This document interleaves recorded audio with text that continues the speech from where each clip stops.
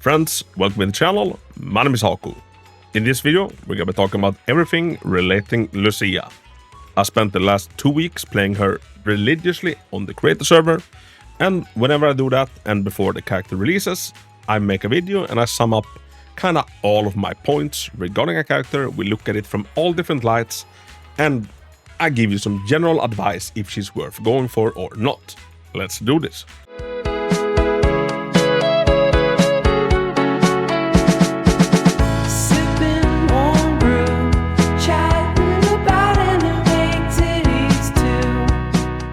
So, first of all, what does the GOAT do?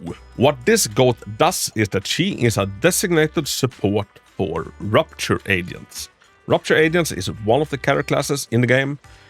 Their kinda unique shtick is that they don't care about defense because they have a 100% pen ratio built in. What's also unique with Rupture Agents is that they don't really care about the attack stat. Instead, they convert a small portion of their attack and a bigger portion of their HP into a new stat called Sheer Force, which makes it so some traditional supports like Astra, they are less effective because Rupture Agents only used a fraction of the attack buff we slap on them. So Lucia, as a designated Rupture support, how does she do this differently? Well, the team buffs that Lucia applies are up to 900 Sheer Force, scaling of her max HP, capping out at 24,000. As you can see, we right now have reached the threshold, and you can reach this threshold without her engine as well. But that's not all. She also provides a buff called Ether Veil, which gives the entire team 5% extra max HP. Rupture Agent scales of HP, so this is good. She also increases damage done by 20%, and she also applies a 30% crit damage buff. So, very good. 900 sheer force, 5% max HP, 20% damage done, and 30 crit damage. Very, very extremely potent buffs for any Rupture Agent. So that's what she does. Let's take this point by point. Number 1, how strong is Lucia? And I'll try to attach a numerical value to everything so it's easy to grasp. On a strength scale, I'm putting Lucia at a 9 out of 10, which is incredibly good.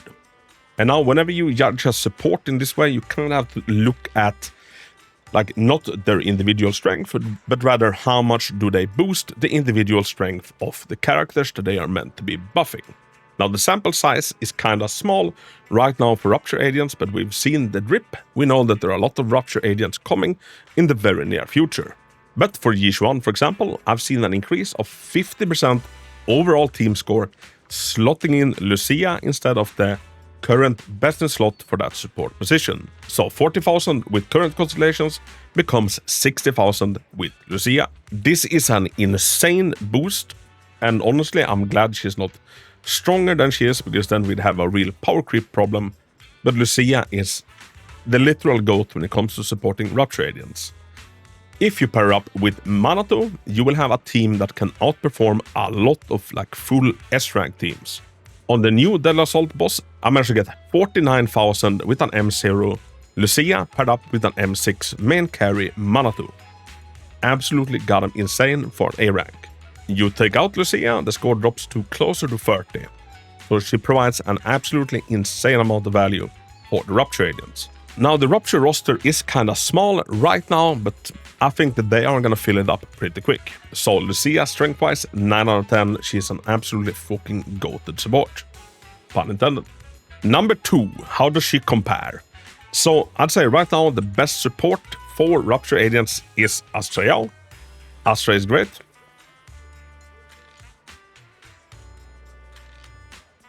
Astra is great, but one of her problems is that a lot of her buffs are focused on attack, which is something that Rupture Agents don't make fully use of. Another great free-to-play accessible option for like a support for a Rupture team is Pan Jinhu. But I found that taking out Astra or Pan, slotting in Lucia gives an average of a 50% increased team bonus if it is a Rupture team. So like I said, 40,000 in Deadly Assault becomes 60,000. So I think that makes it fair to say that she is 50% better than her competition in the niche that she is meant for. Number 3, character Reliance. How reliant Is Lucia on other characters to function? Well, like I said, she doesn't bring too much to the table outside of Rupture. You know, she does provide some buffs, even if normal characters cannot make use out of the sheer buff. She still provides some buffs that, say, an Evelyn could make use of, the crit damage and the damage done. But buff-wise, she will be outperformed vastly by Astra or, you know, even Lucy in a normal attacker team. So if you want her to feel potent, she is reliant on you having some sort of Rupture agent to put in the front that can soak up her buffs. Now, what is really goated with her banner is that her banner comes with Commando Manato, and honestly, after having played those two paired up together, it's like, even if you don't have Yishuan, I still think that she's a great pull, just to power up your Manato and the future characters like coming up ahead. So character Reliance, I would say very reliant on you having a Rupture agents or planning to get more Rupture agents in the near future. Number 5, let's do W Engine Reliance. Now, her signature engine is called Dream Lit Heart. This one is great. HP as a main stat and a lot of goodies in like the flavor text. Now, this engine is extremely valuable. All of these effects, you know, they boost your other Rupture agents exponentially. Like the more invested they are, the more value you're gonna get out of this. But she's not like other characters where you're gonna have a hard time if you don't decide to go for the engine and you instead choose to go for something else, like a Weeping Cradle or a Vault, or an Unfeathered Game Ball if the enemy is either weak. And after some tweaks that happen on the creator server, like she feels even better without her own engine. It used to be that you needed to reapply a buff with her EX special. They changed it so that buff gets reapplied whenever she just upgrades a skill or causes an aftershock, which happens all the time anyway. So before that, you could struggle a little bit with the buff uptime if you didn't have the signature. After that, it's completely gone. You'll have 100% buff uptime, even if she's not on her signature engine. And I like to give the credit where credit is due, so well done on that, devs. Her own engine is absolutely goated. I've managed with the W1 Weeping Cradle to end up with a 10% lesser overall team score compared to her own signature engine. And the Vault and Unfeathered Game Ball, they kind of operate in like that same margin as well. It's easier time to get a more consistent high score with Dreamlit, but you can definitely like get a really high score with the other ones as well. So if you want to power up your Rupture teams, the engine is great to get. But if you're worried about pulling Lucia, just because you can't also afford to get her engine, I would say still pull her, because the engine isn't like needed. It's a great boost, but it's not needed. And for anybody wondering, engine versus M1, engine. So for engine Reliance, maybe a 4 out of 10, works great without it. Engine value for a Rupture team, 8.5 out of 10. Really good engine, really solid. Number 6, I think we're on 6. I have a hard time keeping count on these things. Deadly Assault buffs. So, I feel like this is something that needs to be talked about in the equation. There is a new Deadly Assault buffs focusing on Rupture agents in town. And if we take a little bit of a look, it's called Pinnacle. There's also another version of this. So this is not the one-off. This is probably going to become kind of the norm when it comes to Rupture buffs.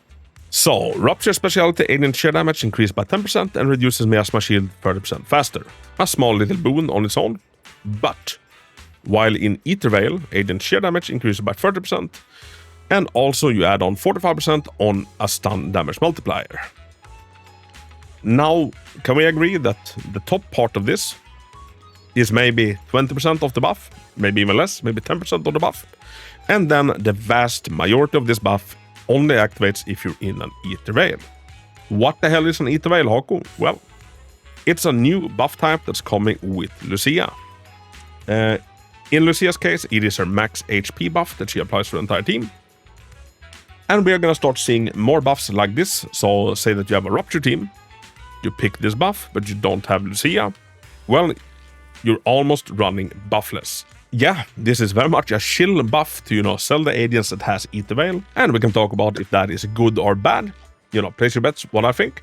But yeah, this is the reality, and this is something that I feel like you have to be aware of, and that needs to be factored in to the entire conversation. As of right now, Lucia is the only character that we know that is going to have an Eat the Veil. I don't think it's confirmed that Jidari has it. We obviously don't know about the Banjue and Dailin. Maybe they also have it. So for good or bad, the good side, it adds even more value on Lucia, because there's going to be buffs that only she can access. On the bad side, it is going to kick people in the nuts that don't have an Eat the Veil. Now, number 7, this is a big one. Fun. Let's talk about fun. How fun is Jidari? I would go out of my way and say that out of all of the supports we have in the game, which is amounting to quite a lot of them, I'd say that she is by far the most fun one. And I know a lot of people like characters like Astra that just does one thing and then you never see the character for the rest of that combat, basically. I personally feel like if I spend my hard-earned resources getting a character, I wouldn't feel like I am playing them. And Lucia is very much a character that I feel like I am playing. Now, she doesn't take up a majority of the screen time or anything, but enough to make me feel like I'm actually playing the character. Her ultimate is one of the most fun ultimates in the game, where you ride around on an ethereal, and just her entire move kit is, in my opinion, fun to use. There's some fun combos and some fun tricks you can do in there. So on the fun factor, I would put her more fun than any of the other supports. I'm sure there is still more fun supports to be made, so maybe on the fun, let's give her an 8.5 out of 10. I think they cooked extremely hard with all of her animations. She has an amazing toolkit, and I really dig the Magician Girl Summoner vibes. Now for the big one, number 8. Pool value. Now I'm gonna try to split this category up a little bit for different kind of scenarios. Overall pool value on Jidari I would put at a 9.5 out of 10. Her banner is such a goated banner. She is such a goated character, once again, pun intended. And strapped onto that banner, you're also getting Manatu, and these two paired up together is one of the strongest teams in the game. Out of all of the banners that we've seen in the game so far, I'd say that this is one of the best banners that we've ever seen. And I would personally recommend strongly against skipping this banner. And the only time I would consider it is that if you decided that, you know what, Rupture Agents are not for me, I'm all about Attackers and Anomaly. Which, is not something I would advise either. Endgame is getting harder and they're making it more specialized. I think we are gonna need a more well-built account. So either you're gonna need a well-built roster, or you're gonna need a big investment into your other characters so that they can clear content that is shielded for another specialty that you decided to skip. And now I wouldn't recommend skipping either of the carry classes, but if you were to skip one at this point in time, it should probably be Attacker, not Rupture. Now the Rupture characters, they can take care of the Attacker content and, of course, also the Rupture content. So overall pool value and recommendation for this banner, 9.5 out of 10. Now what would have made it a full 10 would have been if she had provided more outside of Rupture. Especially since right now we don't have that many Rupture agents, but they are coming in the near future. But Hako, you said you would split this up, so is there a case where she wouldn't be such a high rating? Yes. I would say if you don't have Yishuan and you're not planning to go for Banjue, I would put her lower. Maybe you haven't decided to skip Rupture completely, but you still don't have a Rupture character that you care about and you're planning to pull in the near future. I'd say that it's still such a good banner because you get both Lucia and Manatu. But yeah, outside of any other planned Rupture agent, I'd maybe put it down to a 6.5. And by the time that they do announce a Rupture agent that actually sparks your interest that you want to go for, well, there's always the rerun. Certain characters, they don't lose out, they don't lose a lot of power on a lot of shine between the initial release and the rerun, so I'm sure she'll still be as goated on her rerun. And lastly, if you don't plan to pick up any Rupture agent whatsoever, you hate Rupture for whatever reason, what would the pudding rating be if you're just skipping the class entirely? Should we say 1 out of 10? If you don't plan on picking up any Rupture whatsoever and you just want to run Anomalies and Attackers, a Lucy, Nicole, a A-rank support will serve you better.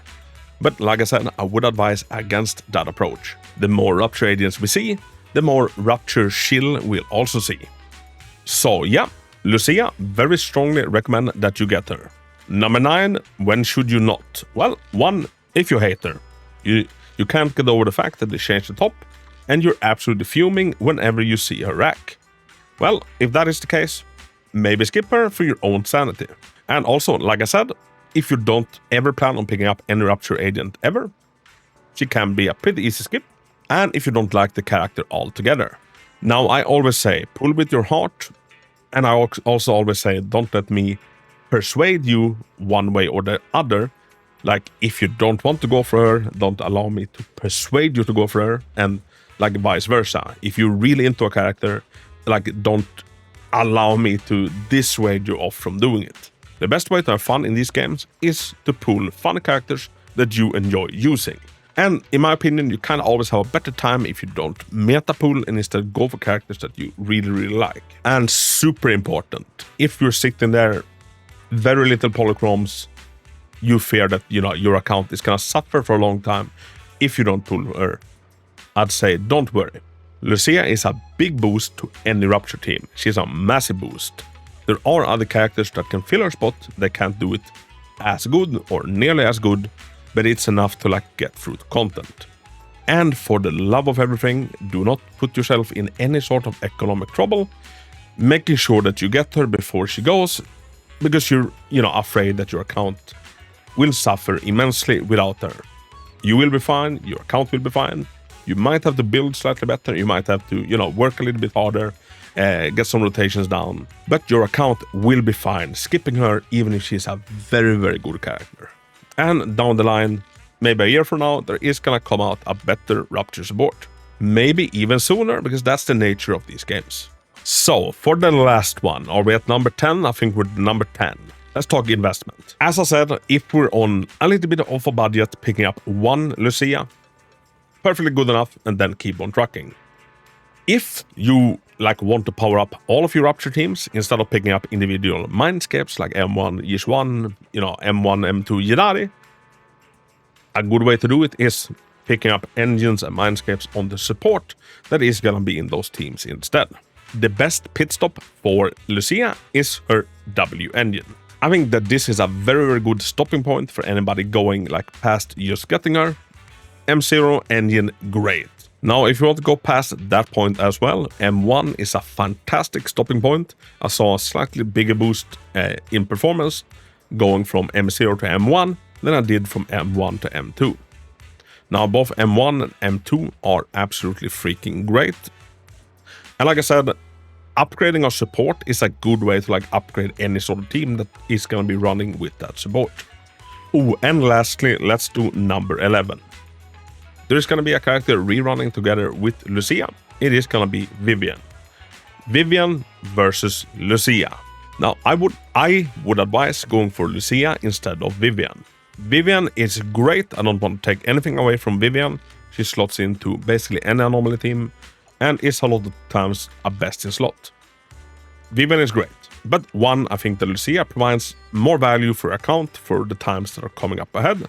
I also have a little bit of a feeling that the Vivian power creep might be around the corner.